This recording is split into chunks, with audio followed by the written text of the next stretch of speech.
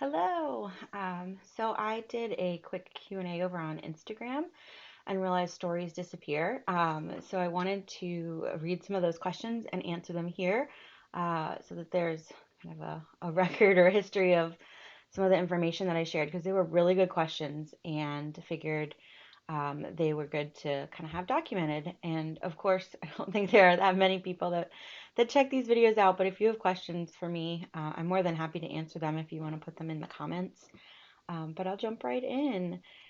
So, one of the first questions was, are you hungrier? Are you following a 4,000 calorie diet? I could never do this. So at the very beginning, my first trimester, yes, I was starving, but I couldn't eat anything. I was so nauseous, way more nauseous than I was with my first pregnancy. I threw up one time, both last pregnancy and this one. But I really just, I couldn't eat. The food aversions were awful. If I smelled it cooking, I couldn't eat it. And right away, I got a book, Twins and Multiples. I will find it and link it so that you all can check that out. But that book tells you a lot of information of how much you need to be eating. It helps you with twins, multiples, and quads. So I read the first couple of chapters, thought it was really interesting at the beginning, and then I kind of just lost my interest because I knew a lot of the information because this was my second pregnancy. Obviously, it's a little different with three babies versus one. But I mean, it suggested I am going to be gaining like 75 pounds and I've only gained 10. Just a lot of information that just seemed a little different. And then I asked my doctor about nutrition and nutrition planning and calorie counting, and he said, excuse me, he said, as long as you're doing well, gaining weight, babies are looking good, then you don't need to really pay that close attention. So that's more for people that are struggling, I think, if their babies aren't, in the right, week of growth and things like that. So I definitely don't track my calories. What I have added, I don't have one down here, but I drink Premier protein shakes. I usually have one at least one a day, sometimes two. Typically, I'll drink one in between breakfast and lunch, and then I'll have one between lunch and dinner. And it really helps. I can actually feel the nutrition going into me when I have one. I just feel like it really helps make sure I'm getting all the vitamins and nutrients that I need. Granted, there's probably some things in it that are not amazing. It's not an organic product. It's not, um, you know, probably the super healthiest thing. I think it's still pretty good. But I buy them in bulk at Costco. And the apple cinnamon oat flavor is my favorite. It's really good. Target also sells them in packs of four. There's a blueberry muffin oat version that I really like. Vanilla's fine. There's a little bit of an aftertaste. I think they use, I don't know if it's sucralose or something. It's like an artificial sweetener that I just doesn't taste good to me. So I try to find the flavors that are a little bit stronger, that cover up that flavor. I really like the coffee flavor too. I didn't drink any caffeine in my first trimester, but I do have one of those every now and then. Another question, do we have names picked out yet? So we have a list. Same way we did it with my son. We didn't know his gender. We just kind of had a list of names that we liked. He was a lot easier because we knew I wanted to use my former middle name, which was Garrett, and that made it a little bit simpler. But we didn't really have his middle name, which is Gilmer, until we were in the hospital. And that's a family name as well. It's my husband's grandfather that passed away while I was pregnant. So we certainly have a list of names. Having to come up with, a whole six names is pretty intense. I think girl names are a little easier. I have a lot of ideas for that. Boy names are a little harder. Nothing's really stuck, but we probably won't share them ahead of time either. I don't even think we'll know until we're, delivering or close to our final list. But it's a good question as well. How do you feel? How do you feel about three babies all at once? It must be exciting, but I'd be terrified. That I think I've talked about a few times. I would say the first couple of weeks, it was more than terrified. It was actually like upset and almost stages of grief. I also write a blog, and I think I talked about it in there as well. But I really had to grieve the perfect family that I had in mind. I really thought we'd have, two kids all along. That was my plan. But then secondary infertility hit, and I was like, well, maybe we are just going to be a one kid family. And I really had gotten okay with that because of our infertility issues and not having success. So even when we thought it was twins, I was really upset. I was like, wow, that's a big change.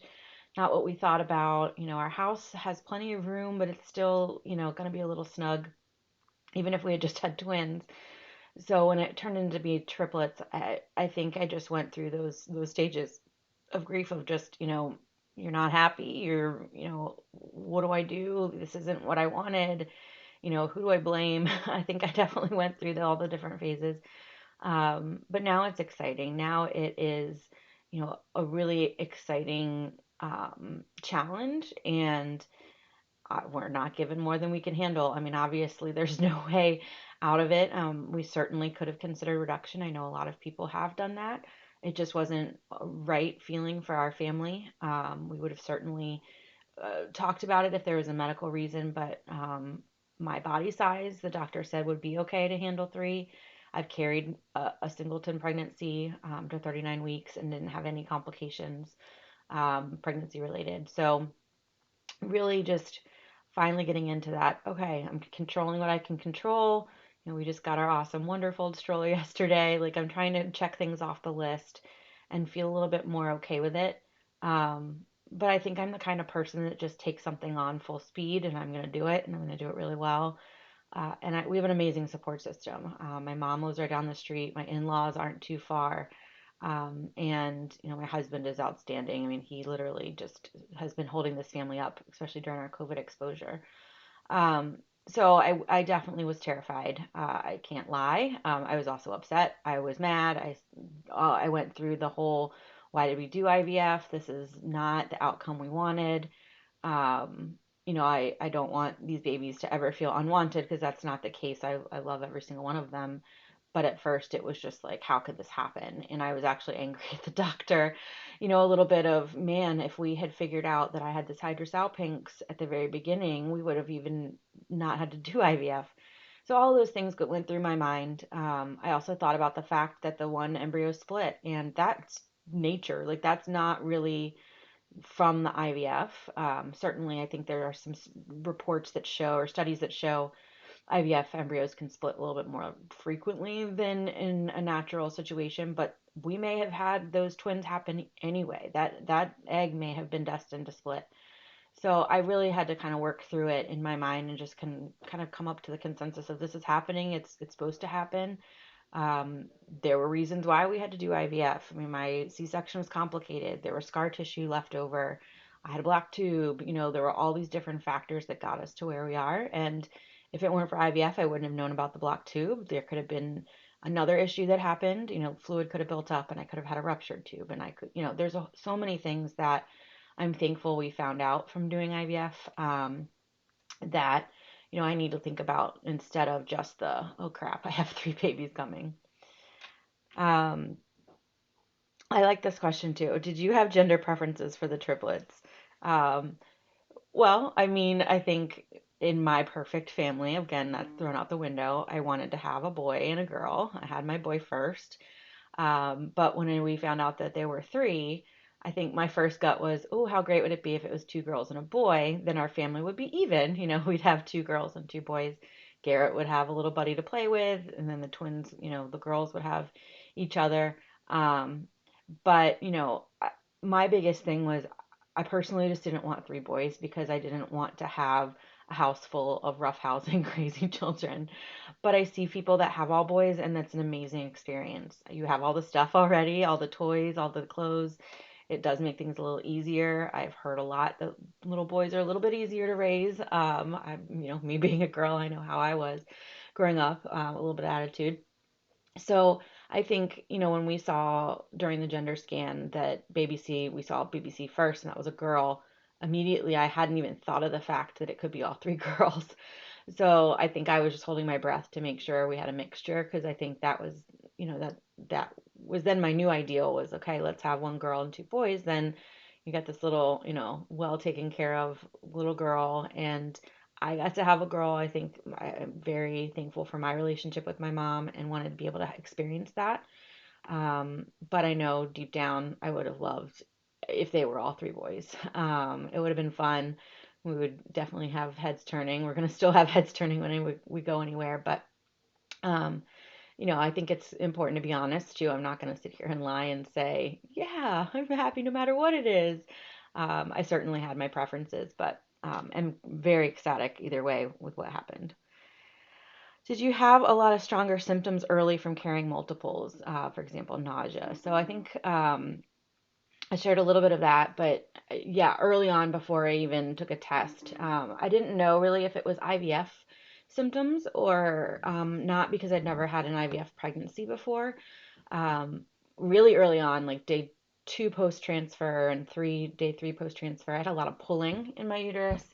I could kind of, I know people say that they can feel this, and I thought it was a joke, but I really think I felt when they implanted, like I felt a twinge, very specifically in 2 different times. So maybe the third I just didn't feel, but um, I just had this gut feeling. I was like, I think they both took. And knowing I had just had the laparoscopy to remove my tube, I was really hopeful because I was thinking that was our issue the whole time. Perhaps fluid was flushing out, the first 2 transfers and making it not happen.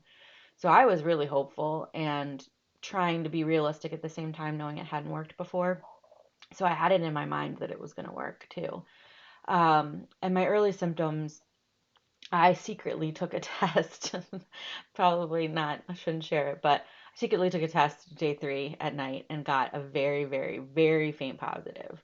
But then took a test with my husband on day 4 past transfer, and that's when we had our real positive. So I didn't share that I took the one the day before because it was pretty silly, especially with all my internet research to get a positive anytime before 4 is crazy. But I saw a faint line. I had to tear that test apart and look at it really closely to see it, but it was there. And so, the other symptoms, I had really bad headaches. My breast pain was intense, but I was also taking progesterone suppositories. So a lot of that can kind of be attributed to the medications, but then as soon as we had our beta test and we knew, I mean, it was very high. I think it was 295 my first beta at 9 days past transfer. And then I think the 3 days later, it was like 1500, something like that. It was like, it was supposed to double and it way more than doubled. So I was Googling the heck out of that, saying, okay, does this mean that there's more than one? And so I think we kind of had it in our minds that both had happened, but I couldn't even think realistically that was what was going on because we had had 2 failed transfers. 4 embryos had said, nope, we're not sticking around. So why would it make this third one? Why would this work? Um, so it was a very long-winded question to stronger symptoms. Compared to my first pregnancy, yes. I mean, the whole first trimester, I was exhausted. Like I had to lay down from like 5 o'clock till like 7 till dinner. Like I had to lay down. I was just super nauseous all the time. And I was very lucky and didn't have any spotting or anything like that to cause me any worry. But definitely compared to the first pregnancy, everything was intensified. The other big symptom was chest and back acne, which is pretty gross. But be real, it was very, very intense and it's still there. It's a little less, but that actually had me worried at one point. I didn't know what was going on, but I was having just a huge outbreak on my front and back and just didn't know how to handle it. But it's gotten better. I mean, when you have 3 babies and all those hormones, I think it's to be expected. Let's see. How many IVF cycles did you do before triplets? So I'll even go back one further. So we did, I think I talked about this in the kind of how we got here. We did 2 rounds of timed intercourse with Clomid the first cycle. I got blurry vision, so we switched to Femera the second cycle. No success. And then the third, we were getting ready to do an IUI and actually added in an injectable. I think we just added in a trigger shot. I think we did Pregnyl, but the eggs were on the wrong side, so they were like, "We're gonna cancel your IUI," and that was right before the summertime, and I was like, "This isn't happening anymore. I'm done. Let's just take a break," because we had put our foot down and said no IVF. Like that was what we thought. We were like, "Okay, we've gotten our first child. Like we're gonna try a little bit, get some assistance," but I wasn't willing to go through IVF. Looking back now, I'm like, wow, if you'd only known. So then we took a break, went to a new clinic. I'm not going to go through all the details because I don't want to bore everybody and make this really long, but After a couple of laparoscopies and surgeries, we did a retrieval and then a frozen transfer, two embryos, day threes, and then that failed, and then another retrieval and a fresh transfer of two day three embryos failed again, and then our third cycle we were going to do fresh. It was actually on my birthday. That was transfer was scheduled in September, and the embryos were a day behind where my body was. So we had day six embryos, which was shocking. We had three, and so we decided to freeze, and then we transferred actually 2 months later because it ended up having a cyst in between. So totally fine. Or no, the cyst wasn't then. There, I wasn't ovulating, and we were trying to do a natural cycle, so that skipped a little bit. So total of three cycles. So basically, we had a baby for every cycle, just all at once. Another question: have you had your glucose test yet? No, I'm 21 weeks, 2 days today. Did talk to my MFM about that. So I see my MFM for both OB and high risk stuff, so I don't have to go to two different doctors, which is pretty rare. Most MFMs are specialized only and don't do just general obstetrics, so I'm really lucky. He said between 26 and 28 weeks because I don't have any of the high risk factors like in general, and I didn't have it with my first pregnancy. I think they're just going to do it kind of the normal time. Did the doctor check your cervix length? And so, and I posted this one to Instagram. There were a little bit of feedback, just because I only know what my doctor told me. My cervix measured at 5.26 inches, which is really good, she said. She said, we've got a highway down there. So I was like, oh, that's good, good sign. And she said, we like to see it around 4. So I know I have friends that are going through this that have, 2 inch and maybe 2 to 3 inch long cervixes, and their doctors haven't said anything. So I think it all has to do with how many babies, what your structure looks like. I mean, that could be 5 inches, but some of it could be internal and some could be external. So I don't know. I didn't kind of get into the detail of it. I just asked, is that normal and am I okay? Because that's kind of the biggest risk for early labor, is if your cervix shortens really quickly. So far, so good. I think they'll just check it at every ultrasound. How does it feel having three little ones moving around? It feels like a circus. At night, right around 10:15, when I'm like laying still, they all decide they just need to bump and grind all at once. So it's a mixture of feelings. Sometimes it's just like that roller coaster, like kind of like quickening feeling, like it just feels like it's tight. But then other times I get a full-fledged foot to the stomach. So it's interesting, but I'm not gonna lie, there are times where it takes my breath away and I have to kind of stop and take a deep breath and kind of like move them around a little and be like, okay, y'all are fine. Because it kind of gets not painful, but it gets a little annoying. Like it's hard to kind of, focus, especially if I'm on a conference call for work or something. I have to kind of like take a breath and take a second. So I mean, I can't imagine how much worse that's gonna get. But it's fun. It's certainly fun. I feel them all moving. I can tell kind of just based on where the kicks are, where they are, and I kind of show. So C is up top, B is in the middle, and A is kind of at the bottom. But like they're head to rump. So they're kind of every other one. So they're kind of stacked in there. But I'll feel a kick down here and then a roll over here. I can tell that there's like a bump right here of somebody's head or back. So it's really interesting to kind of know, what's going on in there. Obviously, I'm not 100% sure, but ultrasounds every other week help to kind of see it. How many embryos did you transfer? So I think I talked a little bit about that, but so we've done 2 every time. I was 37 when we started. I think I might have even been 36. I can't even remember. 37 with the clinic that we're at now. And so based on my age and that we weren't getting a huge number of embryos each time, my doctor's preference is just to, use the uterus as the best test and see what sticks. She recommended if we had 5 or more embryos to do the PGS testing, but we never got to that point. She also likes to do fresh transfers on older patients just because, again, the chances of both being normal is pretty low. We proved all of that wrong with our third one. But yeah, so we have transferred a total of 6 embryos. We've actually gotten 8. So we do have 2 frozen, one from our very first cycle that was a day 3, like really low quality embryo that we literally just froze because we wanted to have, something frozen. She's not even comfortable. She wasn't even comfortable transferring it by itself. So it just kind of stayed on ice for a bit. We just hit our year mark. and have decided we are going to destroy that one just because there's no use. We personally can't use it, and most likely it would not be viable. It wouldn't even like the fact that we froze it was probably just a Hail Mary. And then our third embryo from this last cycle, not as good quality as the two we did transfer, but we're done with our family and expanding our family. So I think we probably will donate that one to science. We feel like, it's not a baby till it implants in my uterus. I know a lot of people are very strong opinioned on all these kinds of things. But being able to use that embryo to improve the process and have another family have a better success rate, because perhaps that embryo gets to be frozen and defrosted and frozen again, and they can kind of look at it. We just feel that that's the best way to kind of move the science forward. We are not candidates to donate embryos for multiple reasons, age, the quality, and it's just also something we don't feel comfortable with, having a baby out there with our genetics that we don't know or aren't raising. So very confidential or confident. I can't even speak. The words. It's. I know there's a lot of different opinions on it out there. I can't even think of controversial is the word I was thinking of. Did they expect one embryo to split? I've heard they can tell by how it looks on transfer.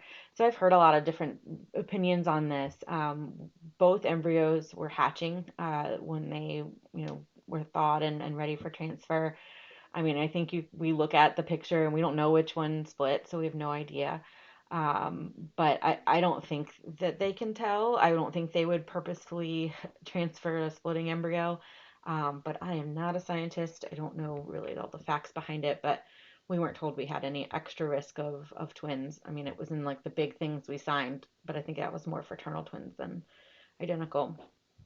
I like this question. Will you do cord blood banking? So I work for an organization called Be the Match. We actually provide unrelated stem cell donors to patients that need bone marrow transplants. So that's actually another question I can kind of answer at the same time. Someone else asked, am I a stay-at-home mom or do I work full time? So yes, I work full time. So the organization, again, helps find these unrelated donors, and you can actually receive cells from a couple different ways. So a donor can go through our process, do a cheek swab, get their DNA put into our system, and then if a patient with something like leukemia or lymphoma or sickle cell needs a transplant, they can actually pull from the registry and find a perfect match, which is really cool.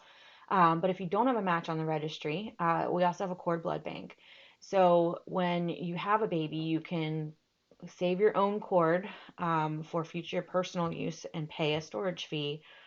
Or if your doctor's trained and you're near a cord blood bank that can accept donations, you can donate it. But the difference, so if you're privately cord banking yourself, a lot of times there can be some mistakes made and your cord may not even be usable if you ever need it. And then your child, if your child ever, grows up and you determine you need it for something, which is very low chance of even that happening, if your child has an illness, most likely that cord is going to have the similar traits. So it's pretty rare that you would even need or be able to use your own cord that's banked. But certainly go do your own research. This is just my opinion from working in the organization and just personally knowing and doing my own research. I tried to donate my first child's cord. My physician wasn't trained and wasn't able to get the training in time. And also, our cord blood bank is not super close, and they only have a certain number of kits allocated per year. And they had already allocated out all of their donation kits. So it varies by where you are. I'm happy to share some information down below about Be the Match and how we do cord blood collection. There's a certain time period in your pregnancy you need to request the information by. And certainly just do your own research. I just personally don't see the value of spending all that money to bank cord for personal use when you may need to even go to the registry if there is an issue and there's if you're Caucasian or white, you have a really high chance of finding a match because we have a lot. We have a lack of diversity on the registry, so if you're white, you've got much more of a chance of finding a match. If you're African American, you have about a 23% chance of finding a match on the registry. So You know, cord donations even more important if you are of an ethnically diverse background. So again, I'm starting to talk work mode, but just I'll put a link in. So if you want to look more about cord blood donation, you certainly can. But for my job, I help manage our national corporate recruitment. So I work with big companies that want to do engagement campaigns with their employees. We talk about Be the Match on a virtual education session, share registration codes so people can join online, and then get a swab kit mailed to them. And then I also help support some of our training and development. So, pretty cool job. I've been doing it almost 11 years.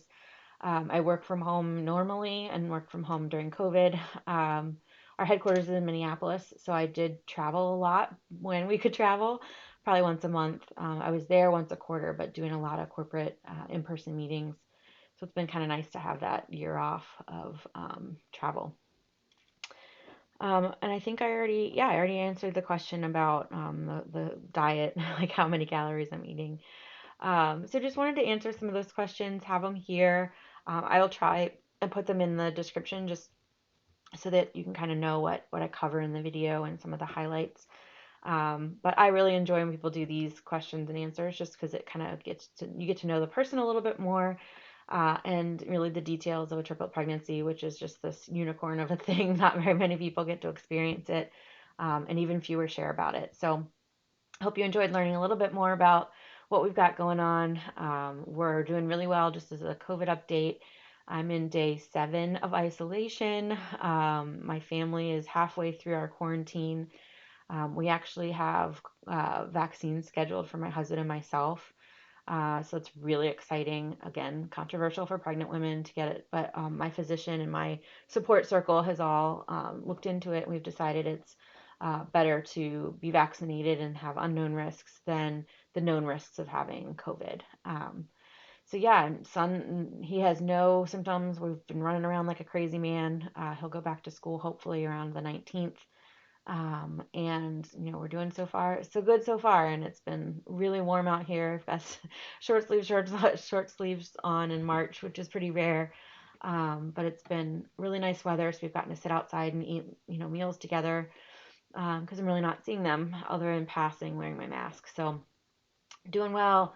Was excited to kind of share just a little bit more detail in a video with some of those common questions. So again, if you want to share, ask any questions below, I can answer them there, or even do another video if people are interested enough with more stuff. So I'll be back either next week. I've got an ultrasound on the 17th, and then fetal echo the next week, and then our MFM again the following week. So weekly appointment still. If anything cool pops up, I should be able to pop on and share an update or two. But again, excited to have you guys along on our journey and just to be able to document and share what we've got happening. Thanks.